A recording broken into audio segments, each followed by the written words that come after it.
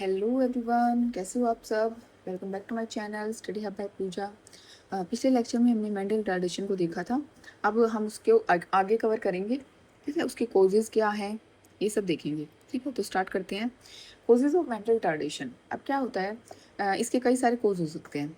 First है endogenous, मतलब genetic कोज, कि बच्चे में जो मेंटल रिटार्डेशन आई है वो उसके जीन्स से आई है, कि पहले उसके पेरेंट्स को थी, तो उसके हेरिडिटी फैक्टर है। ठीक है, तो उससे पेरेंट्स से उस बच्चे में आ गई, तो ड्यू टू हेरिडिटी फैक्टर से आई है। ये इंपॉर्टेंट जेनेटिक फैक्टर होता है जिसमें एक्शन होता है डोमिनेंट जीन का और एक्शन होता है रिसेसिव जीन का। कई बार क्या होता है, जो पेरेंट्स हैं उसमें जो हमारे जो पेरेंट्स के जीन है, जो हमारे मेंटल रिटार्डेशन के कोई जीन होगा उसके पेरेंट्स के अंदर, तो वो उसके अंदर एक्सप्रेस नहीं करेगा, क्योंकि वहाँ पे वो रिसेसिव होगा। क्योंकि ये साइंस का कंसेप्ट है। अगर आप साइंस बैकग्राउंड से हैं तो आप इसको ईजिली समझ सकते हैं कि वो उनमें रिसेसिव होगा। बट जैसे ही वो बच्चे के अंदर जाएगा तो वो एक डोमिनेंट, अपने आप को डोमिनेंसी दिखाएगा और वो बच्चे के अंदर एक्सप्रेस हो जाएगी ये मेंटल रिटार्डेशन। ठीक है, उसके बाद आता है एक्सोजीनस, एनवायरमेंटल कोज। एनवायरमेंटल कोज में क्या आएगा कि बच्चे को प्रेगनेंसी के टाइम में क्या है, माल न्यूट्रिशन, उसकी फीमेल को सॉरी उसकी मदर को है, जो प्रेगनेंसी के टाइम में अच्छे से न्यूट्रिशन नहीं मिला। उसकी जो मदर थी उसको फिजिकल ट्रोमा था। ठीक है, टू मदर और fetus. Blood incompatibility, RH factor हो सकता है। कई बार क्या होता है, आरएच पॉजिटिव और नेगेटिव का पोज हो सकता है। उसके बाद टॉक्सिक एजेंट्स होते हैं जैसे लेड, निक्टोइन, मॉर्फिन, ये सब हो सकते हैं।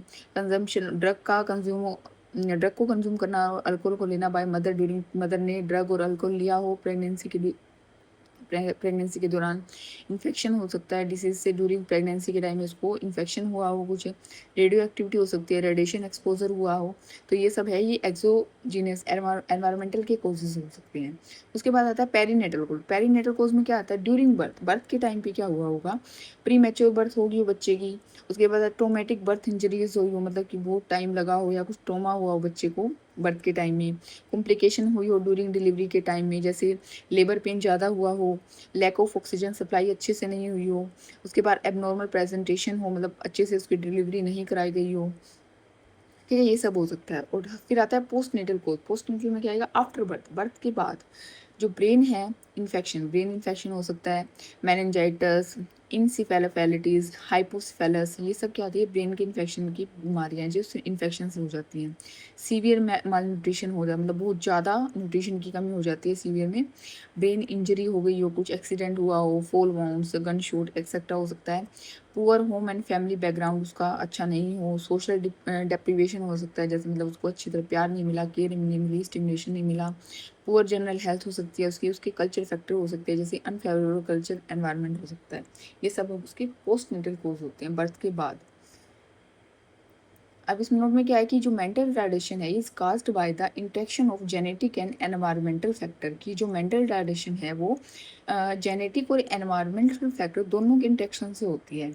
The severity depend upon the extent of cause. जो इसका सीवियरिटी, मतलब ये कितना ज़्यादा है, ये किस पे डिपेंड करेगा कि उसकी कोज क्या है, टाइम ऑफ ऑकरेंस, उसका टाइम वो कब डेवलप हुई है और उसको क्या सपोर्ट प्रोवाइड हुआ है, इस पर डिपेंड करता है।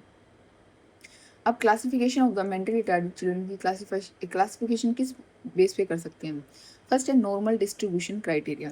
इन ए normally distributed population above 2% of the population is below the mean, कि 2% पॉपुलेशन है वो मीन से नीचे है। ठीक है, उनका आईक्यू कितना है, 90 से कम है, इन चिल्ड्रंस को हम मेंटली रिटार्डेड कंसीडर करते हैं।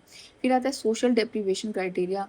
अब इसमें क्या होता है, children deprived of social environment, जो बच्चा है वो सोशल एनवायरनमेंट से उसका डिप्रीवेशन, उसके अंदर कमी है, उसको लव नहीं मिलता, केयर नहीं मिलती, गाइडेंस नहीं मिलती, स्टिमुलेशन नहीं मिलता, लॉन्ग पीरियड, बहुत लंबे समय से, मे बिकम मेंटल रिटार्ड, जिससे वो मेंटल रिटार्डेड हो गया, बच्चे के दिमाग पे असर पड़ता है। ठीक है, फिर आता है मेडिकल क्राइटेरिया में क्या हो गया, mental retardation is caused by damage in brain, कि ब्रेन में कोई डैमेज हो गया हो या कोई जेनेटिक या एनवायरमेंटल डिसऑर्डर हो उसको, जैसे brain damage child, cretinism, thyroid की डेफिशिएंसी होती है, microcephaly, hydrocephaly, cerebral palsy, mongoloid, Down syndrome बोलते हैं इसको, फिनाइलकीटोनुरिया, ये सब हो सकती है मेडिकल क्राइटेरिया के अंदर। अब आईक्यू की क्राइटेरिया क्या होता है, अब आईक्यू को हम कैसे मेजर कर रहे हैं, आईक्यू का स्कोर के अकॉर्डिंग हम मतलब कि अलग अलग कैटेगरी में रखते हैं। फर्स्ट है कि बॉर्डर लाइन कोज, मतलब डल नॉर्मल।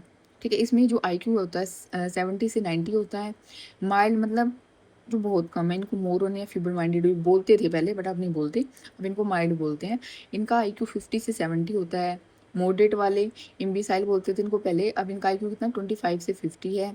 सीवियर मतलब बहुत ज़्यादा, सीवियर होता है बहुत ज़्यादा, या प्रोफाउंड और इडियट जिनको बोलते थे, IQ इनका बिलो 25 होता है। ठीक है, तो ये इनकी IQ का क्राइटेरिया था। Old terms like moron, imbecile, idiot are not use now, अब इनको यूज़ नहीं किया जाता इन टर्म्स को। अब इनकी जगह पर माइल्ड, मॉडरेट या सीवियर प्रोफाउंड इनको यूज़ किया जाता है इंटेलेक्चुअल डिसेबिलिटी के लिए। ओके, तो ये था हमारा टॉपिक। ठीक है, थैंक यू। अगर वीडियो आपको अच्छी लगी हो, सब्सक्राइब टू माय चैनल। मिलते हैं नेक्स्ट वीडियो में।